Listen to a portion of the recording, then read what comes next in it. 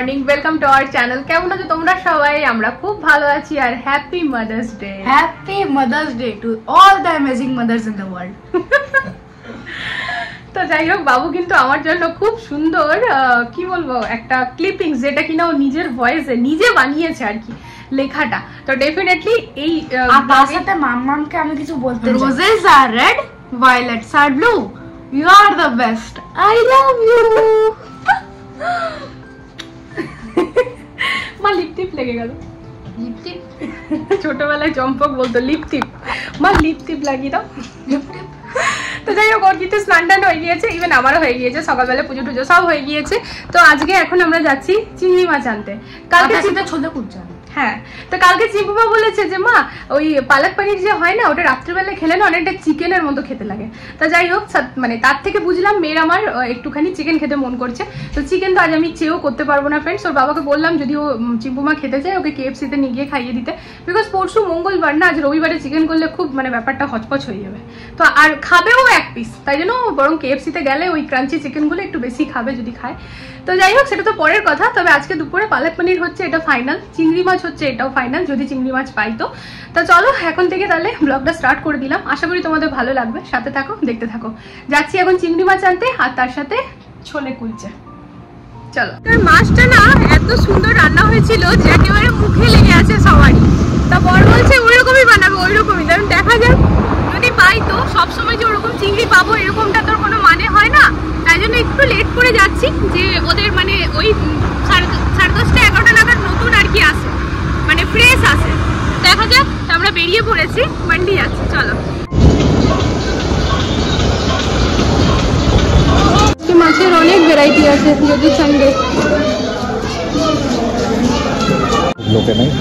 হ্যাঁ, এই মাছটা রূপচা খুব लोग हैं, बहुत सारे लोग ये लेते हैं ज़्यादा, है ना।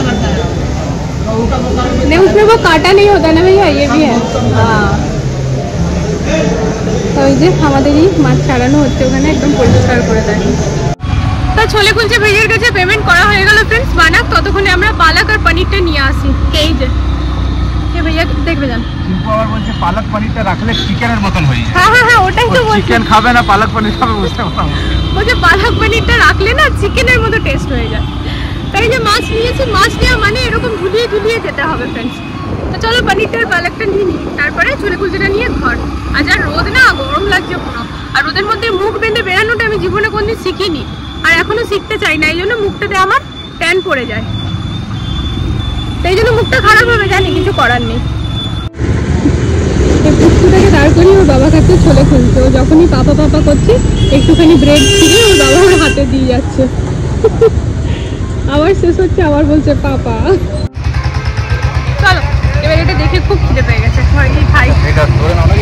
দাঁড়াও, এখানে পরিবেশন চলছে, যদিও পরিবেশন করার কিছুই নেই, যার যার বাটি তার তার কাছে। তো চলো, কাগজে আমরা নিয়ে নিচ্ছি। আর হ্যাঁ, কাগজে নিয়ে নাও, আমরা এমনিতেও মাটির মানুষ নাকি। মাটিতে বসে পেঁয়াজে বসে দিও না। চিম্পু দেবো তোমার জন্য ছোট। আর ইনি এখনই চিল্কা খেয়েছে, তাই বলছে আমি তো এখনই খাবার খেলাম, আমি কেন আর খাবার খাবো। পেপারের মধ্যে আমার কুলচে দাও। আমি তো একটু খেয়েছি, একটু কিরকম স্টেশন ফিল হচ্ছে না, যেন স্টেশনে খাবার খাচ্ছি। স্টেশন না, প্ল্যাটফর্ম। হ্যাঁ হ্যাঁ, প্ল্যাটফর্ম। মিডিয়াম সাইজের 3টে পেঁয়াজ কেটে নিয়েছি ফ্রেন্ডস, তার সাথে রসুন মোটামুটি 8-10টা কুচি করে নিয়েছি। আর এখানে না বড় বড় 2টো টমেটো আর 2টো কাঁচা লঙ্কা কুচি। এদিকে হচ্ছে চিংড়ি মাছ ভেজে নিয়েছি।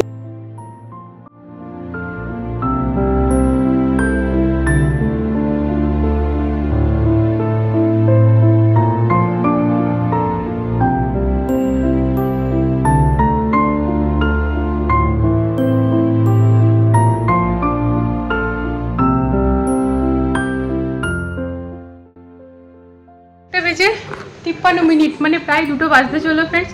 ছোলে কুলচে খেয়ে না পেট একেবারে ঢাই ঢাই। আর এই যে গরমের মধ্যে চুলটিকে খুলে রেখে রান্না করার চেষ্টা তো করছি, মানে যেন যুদ্ধ করছি, প্রচণ্ড ঘেমে যাচ্ছি। যাই হোক, স্নান তো আবার করতেই হবে। যাবো একটুখানি হাবিবসে, মানে জাভেদ হাবিবসে, মানে সলমান ভাইয়ার ওখানে আর কি, ইন্দ্রাপুরমে। তো হেয়ার স্পা তো করাবার আছে। তো এরপর পরপর সব মানে শিডিউল হয়ে গেছে আর কি, কোন দিন কী হবে। তো সেই হিসাবে না আজ বাদে আর অন্য কোনো দিনই সময় নেই এই পুরো সপ্তাহটাতে। তা বর বললো চলো আজকেই বললাম, বসে একটু কথা বলি। তা যাই হোক, তারপর দেখি রুমে গিয়ে পরে বর ছোলে কুলচে খেয়ে আরামসে ঘুমাচ্ছে। দাঁড়ো ঠিক আছে, চলো ঠিক আছে, ও ঘুমাচ্ছে, মেয়েরা টিভি দেখছে, ওদিকে বাবাও টিভি দেখছে, আর মা টুকটাক ছাদে গেছে কাপড় নিতে, এইসব করছে। আর আমি করছি রান্না। তো বর যেহেতু ঘুমিয়ে পড়েছে, প্রচণ্ড গরমও আছে ফ্রেন্ডস, তো এসিটা চালিয়ে দিলাম, যে ঘুমাচ্ছে যখন তাহলে একটু রিল্যাক্স হয়ে শান্তিতে ঘুমাক। তা আমার ওদিকে চিংড়ি মাছ কিন্তু হয়ে গিয়েছে, এবার আমি করবো পালক পানির, চাপিয়ে দিয়েছি ভাত। তার মাঝে কি করলাম জানো, ফ্রিজে একটাও বোতল ছিল না, সবাই জল খায় আর বোতলগুলো ফেলে ফেলে দেয়, কেউ ভরে না। তো এই যে সব বোতলগুলোকে এর কাঁধে ওর কাঁধে, এর ঘাড়ে ওর ঘাড়ে করে মোটামুটি ভরে দিলাম। আর এখানে এই যে আমি এই টুলটা রেখে বোতলগুলো ভরছি, তাহলে সুবিধা হবে। ফ্ল্যাটে এটার কথা আগে থেকে মাথায় রেখেছি, কিছু একটা এমন ব্যবস্থা করব যেটা কিনা জলের বোতল টোতল ভরতে যেন অসুবিধা না হয়। তো এটা মায়ের বোতল, এটা ফ্রিজে থাকে না, মা নর্মালি খায়, দিয়ে দেবো ওই ঘরে, মানে মায়ের রুমে। তো ব্যাস ওইটাই আর কি। ভাবলাম অনেকক্ষণ কথা হয়নি, যখন অনেক অনেক কাজ থাকে না ফ্রেন্ডস, তখন কাজগুলো সুন্দরভাবে করার একটাই উপায়, সেটা হচ্ছে নিজের পছন্দ মতো গান চালিয়ে দাও। তো আমার পছন্দ মতো বাংলা গান চালিয়ে আমি কাজগুলো করছি। তো চলো অফ ক্যামেরা আবার গানগুলো চালিয়ে ঝটপট কাজগুলো সেরে দিই।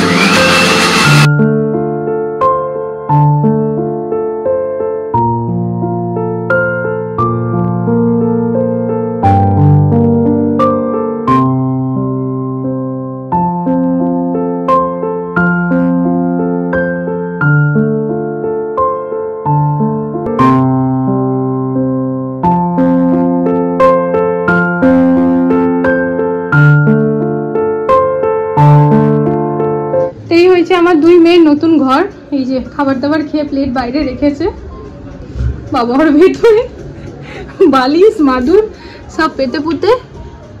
আচ্ছা তোমার আজ রাতেও কি তুমি এখানেই ঘুমাবে? চাইলে এখানে ঘুমাবো। ঠিক আছে চলো লাঞ্চ করবে। চলো। কি রান্না হয়েছে? পালক পনির আর চিংড়ি মাছ। ও ওয়াও, চিংড়ি কষা। চিংড়িরা কষা হয়? হ্যাঁ চিকেন কষা হয় না, তো চিংড়ি কষা। চলো দারুণ হয়েছে খেতে। তো এইখানে না, হ্যাঁ বলো। হ্যাঁ ভালো লাগতো না এইখানে ফ্রেন্ডস। আমরা কি করেছি না, এখানটায় তোমাদের মনে আছে কিনা জানি না, এই জায়গাটা হচ্ছে আমাদের সেকেন্ড ওয়াশরুমের, মানে কি বলবো সেকেন্ড এন্ট্রি ছিল এটা। একটা তো হচ্ছে ওই রুমটা দিয়ে আর কি এন্ট্রি, আর একটা হচ্ছে ডাইনিংটা দিয়ে এন্ট্রি। তো আমাদের মনে হয়েছিল না যে টিভিটা একটু ওই সাইডে হয়ে যাচ্ছে, বিকজ এইখানটাতে আমাদের সোফাটা হবে, সেই জন্য আমরা আবার এটা বাড়ানো করাই। বাট এখন আমাদের মনে হচ্ছে না জিনিসটা ঠিক লাগছে না, তো এটা আবার এখন ওইটাই কথা বলতে এসেছি জুনেদ ভাইয়ার সাথে। মানে টিভিটার এই পুরোটা যদি এই দিকে চলে আসে তাহলে টিভিটা সেন্টারে থাকছে না, তো ওই জন্য জিনিসটা ঠিক মানে বোঝাচ্ছে না আর কি। সেদিন আমাদের মনে হয়েছিল যে না ওই দরজাটা বন্ধ করে এই জায়গাটা কভার করে পরে এইটা পুরোটা আর কি করে দেবো, উডেনের যে লুকটা আসবে পুরোটা বেশ ভালো লাগবে। কিন্তু এখন যখন পুরোটা কভার হয়ে গেছে না, ওইটা মনে হচ্ছে যেন একটু অকওয়ার্ড লাগছে, মানে টিভিটা সাইড হয়ে যাবে, টিভি তো সেন্টারেই ভালো লাগে।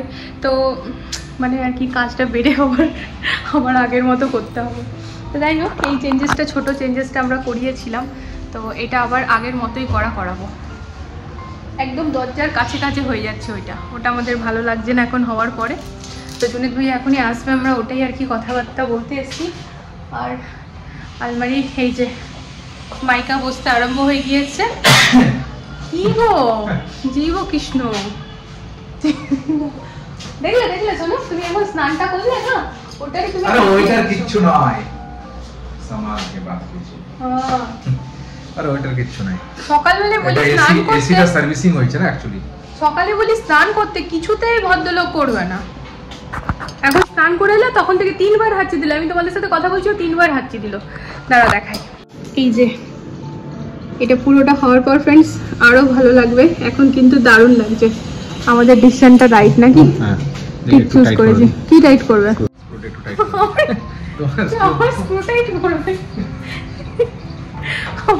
স্ক্রু তুলে নিয়ে এসছে কোথা থেকে। বেশ তুমি এখান থেকে না প্রতিদিন পকেটে ভরে ভরে ব্রেক নিয়ে যাও, আমি দেখেছি। আর নিয়ে যাবে না কিন্তু ওরকম ফ্রিজের উপর রাখার, বাবুদের হাতে চলে এলে ওগুলো ইয়ে হয়ে যাবে। এই যে এখান থেকে এই ব্রেকগুলো প্রতিদিন আসে আর এরকম ভাবে নিয়ে নিয়ে গিয়ে আমি দেখি ফ্রিজের উপর রাখা আছে।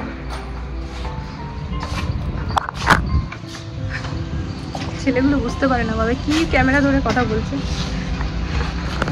ঠিক আছে অক্সিজেনের ভাইয়া, হ্যাঁ আমি এখানটাই বলছিলাম ওয়াশিং মেশিনটা।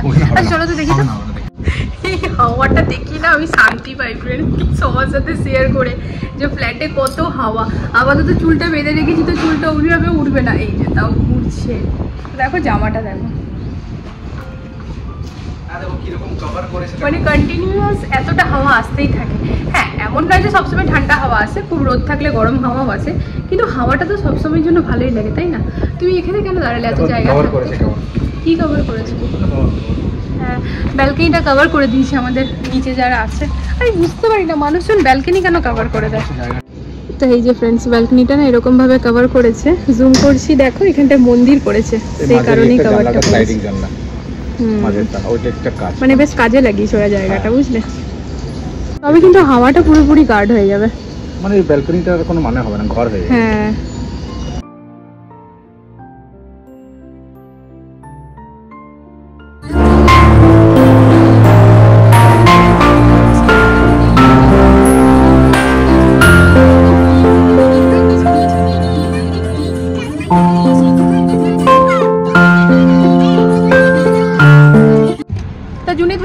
কথা বললেই না আমরা সলিউশন পেয়ে যাই। সত্যি কথা বলতে জুনায়েদ ভাইয়ের মধ্যে একটা নেগেটিভ পয়েন্ট আছে, একটা মানুষ যে সব দিক থেকে ভালো হবে সেটা তো হতে পারে না। আমি নিজেও নই, আমার বর তো একদমই নয়।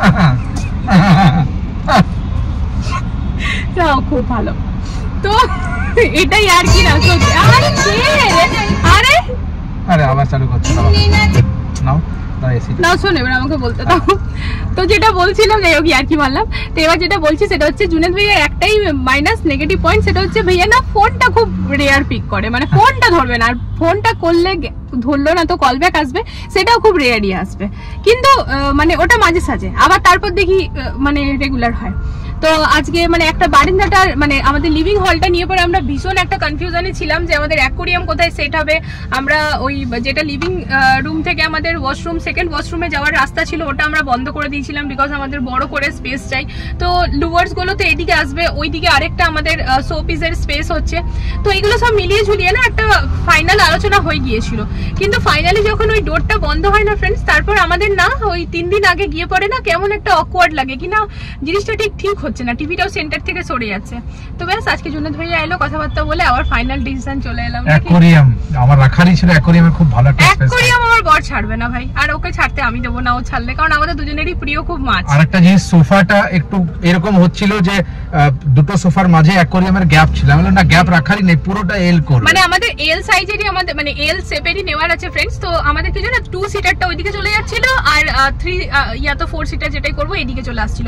তো এবার এখন কি হলো অ্যাকোয়ারিয়ামটার জন্য, কারণ কোণে থাকতো, এবার এখন কি হলো অ্যাকোয়ারিয়ামটা ওখান থেকে সরে গেল, তো পুরোটা পুরো এল মানে মাঝে কোনো গ্যাপ নেই, তো ওটা দেখতে আলাদাই লাগবে। তো যাই হোক কালকে বোধহয় যাবো, তখন তোমাদের সাথে আবার দেখাবো। তো অনেকটাই কাজ এগাচ্ছে বেশ ভালোভাবে। ভাইয়াকে বললাম ভাইয়া এই মাসের শেষে আমাদেরকে বলেছো তুমি ফ্ল্যাট হাতে দেবে, কিভাবে দেবে বলছে হয়ে যাবে ম্যাম, দেখা যাক। নতুন একটা জিনিস হলো যে দরজাগুলো এবারে প্যানেলিং হবে, প্রত্যেকটা দরজা হবে। আমার বড় অন্যের ফ্ল্যাটে গিয়ে একটা দুটো জিনিস দেখে এসে পরে নিজের ফ্ল্যাটে করবে।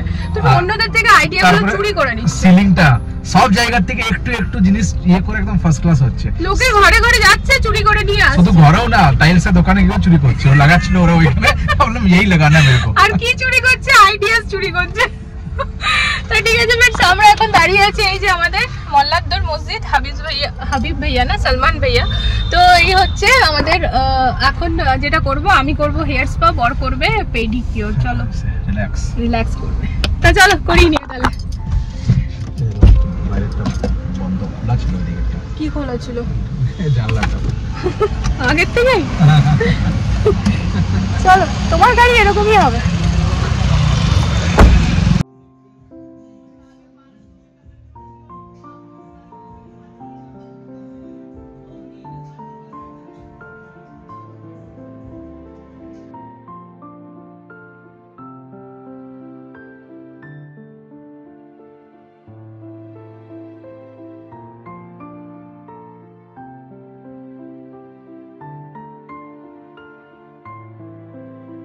বরের লেগেছে জোর কদমে সর্দি, তা সেই কারণে এখন এখানে ডিম সিদ্ধ।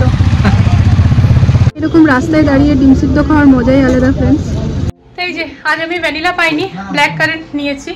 আর বর কিন্তু বেশ রিল্যাক্স হয়েছে, মানে ওকে আমি বলেছিলাম তুমি পেডিকিওর করো, বেশ ভালো লাগবে। আর এই ভাইয়ারা এত সুন্দর করে ফ্রেন্ডস, আমার টোটাল 1.5 ঘন্টা সময় লাগে আমার স্পা করতে, তো বরকে 1.5 ঘন্টা ধরে কিন্তু পেডিকিওর করলো। বলো গো, আরাম পেলে না?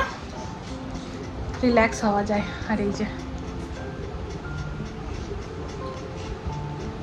মা, তুমি ঘুমিয়ে পড়েছি না কেন? তাকাও তোমার লিপসটা দেখি। মামা অ্যাক্টিং করছিল। বার করবো এখন 30 বছরের পুরনো ঘি, কারণ লাগাতে হবে বরের পায়ের তলাতে। হঠাৎ করে ওর সর্দি ধরে গেছে ফ্রেন্ডস, আর আমার বরের না ফেমাস সর্দি। একটু ফ্যানটাকে কম করি। কালকে হয়েছে আমাদের এসির সার্ভিসিং, যেই জন্য একেবারে ফার্স্ট ক্লাস কুলিং, মানে জাস্ট একটু চালাতে চালাতে একদম ঘর চিল্ড হয়ে যাচ্ছে। তো সেই সার্ভিসিং করার জন্য আনা হয়েছিল এই সিঁড়িটা আন্টিদের কাছ থেকে, কারণ এখন আপাতত আমরা আন্টিদেরটা এনে নিয়ে ব্যবহার করি, তবে ফ্ল্যাটে আমরা নিজের কিনে নেবো ফ্রেন্ডস। তো এখানে যেহেতু অলরেডি অনেক জিনিস বাড়িয়ে নিয়েছি না, তারপর মানে একটা শিক্ষাও হয়ে গেছে আর জিনিস বাড়াবো না, সেই জন্য আর সিঁড়ি টিড়ি কিনিনি। যে ভেবেছিলাম ওখানে শিফট হয়ে কিনবো, আর আমরা এত বড় সিঁড়িটা কিনতেও চাই না, ফোল্ডেবল কিনতে চাই, কারণ ছোটও পাওয়া যায় বেশ। তো যাই হোক, সেসব তো অন্য কথা। তো ওই সিঁড়িটা আমি রাখলাম, কারণ কালকে ফ্যানগুলো পরিষ্কার করতে হবে। ফ্যানগুলো আজকেই ভেবেছিলাম করবো, সময় হয়ে ওঠেনি, বড় যেহেতু ট্রেনিং চলছিল। তো কালকে ফ্যানগুলো পরিষ্কার করে আর সিঁড়িটা দিয়ে দেবো। তা ব্যাপার যেটা হয়েছে না, এই যে এসি সার্ভিসিং হওয়ার পর না ফ্রেন্ডস, কুলিং একদম ঝাঁকাঝাঁক দিচ্ছে। তার মধ্যে আমার বর তো ঘুম থেকে উঠে ওর অভ্যাস হচ্ছে ঘুম থেকে উঠবে, খাবে আর স্নান করতে চলে যাবে, যে কারণে একটা ঠান্ডা লাগেই। তারপর হচ্ছে সব থেকে বড় এখন ফ্রিজের জল একদম ডাইরেক্ট আমরা মিলিয়ে খাচ্ছি, বাট ও কিন্তু বোতল নিচ্ছে আর ঢক ঢক ঢক ঢক খেয়ে যাচ্ছে।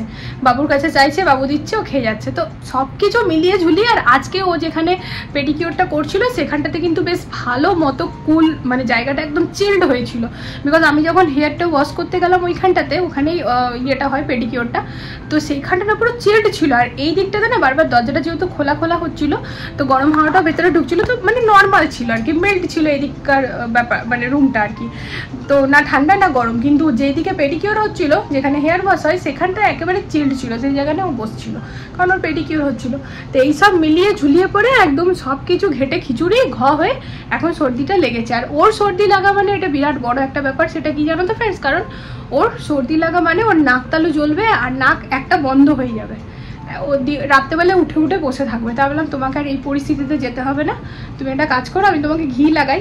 তো এই বাহানে সবার সাথে শেয়ারও করে রাখি, আগেও করেছি, আজকে আবারও করে দিচ্ছি। যদি সর্দি হয় না, ঠান্ডা লাগে না, তো ঘরে যদি পুরোনো ঘি থাকে তাহলে তো অতি উত্তম।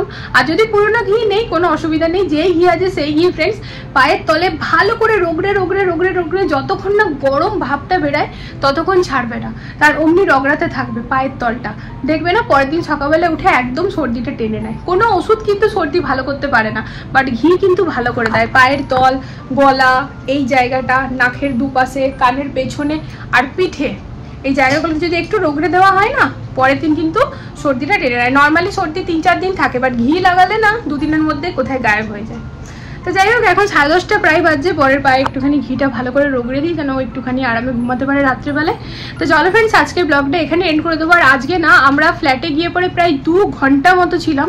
আমাদের অনেক কিছু কিন্তু কাজ একদম মানে কি বলবো, দেখো কাজ তো হয়ে যাবে, কাজ হতে কতক্ষণ লাগে, বাট একটা ফাইনাল ডিসিশনে পৌঁছানো, সেই জিনিসগুলো কিন্তু আমাদের একদম ক্লিয়ার হয়ে গেছে। গোটা ঘরের এবারে মানে যা কাজ, আমাদের ডাইনিং এর যে টিভি ক্যাবিনেটটা হচ্ছে কি, তারপরে মডিউলার কিচেন, তারপরে ঘরে যে আলমারি, আমাদের ঘরে যে অফিস স্পেস আমাদের রুমে, তো সবকিছু না মিলিয়ে একেবারে একদম সবকিছু ফাইনাল করে নিলাম আজকে। মানে কিছু কনফিউশন ছিল যেগুলো একদম দূর হয়ে গেল, তো এরপর একদম ফাইনাল কাজ হয়ে যাবে। তো কালকে আবারও যাবো ফ্ল্যাটে, তোমাদের সাথে শেয়ার করব। তো আলমারির উপরে ওই মাইকাগুলো বসছিল, যেগুলো কিনা আমি আর বর যেটা চুজ করেছি আমাদের নিজেদেরই খুব ভালো লাগছে, ফাইনাল হওয়ার পর সত্যিই খুব ভালো লাগবে। তো নেক্সট ব্লগে তোমরা দেখতে পাবে। তো চলো ফ্রেন্ডস, আজকের ব্লগটা তাহলে এখানেই এন্ড করছি। আশা করি আজকের ব্লগটা তোমাদের ভালো লেগেছে। তাহলে এটাই বলবো, প্লিজ আমাকে সাপোর্ট করো। তোমাদের সবার ভালোবাসা পেয়ে আমি একেবারে ধন্য, এরকমভাবে আমাকে ভালোবাসো ফ্রেন্ডস। আর আমি নতুন নতুন কন্টেন্ট আনতে থাকবো, বিকজ আমি ভালোবাসি। আমি কন্টেন্ট ওরকমভাবে ভেবে কিছু বানাই না, ডেফিনেটলি ইউটিউবে আছি তো একটা তো ভাবতেই লাগে কি কন্টেন্ট বানাবো, কি টাইটেল দেবো, থাম্বনেল কি দেবো, বাট ওগুলো তো ভাব না, ওটা তো করতেই হবে, মানে সবাই যেন আমার চ্যানেলে ঢোকে। কিন্তু তা বাদেও না, কাজটাকে ভীষণ ভালোবাসি, মানে শত ব্যস্ততার মাঝেও মনে হয় যেন না গ্যাপ দেবো না, করবো, আর মন থেকে ভালোভাবে ভালো লাগে করতে। আর তোমাদের ভালোবাসা পেলে তো আরও ভালো লাগে। তো যাই হোক, গুড নাইট। তো চলো আজকের জন্য টাটা, না তো আমি বকতে থাকলে বকেই যাবো। Love you all. কালকে দেখা হচ্ছে একটা নতুন ব্লগের সাথে। টাটা।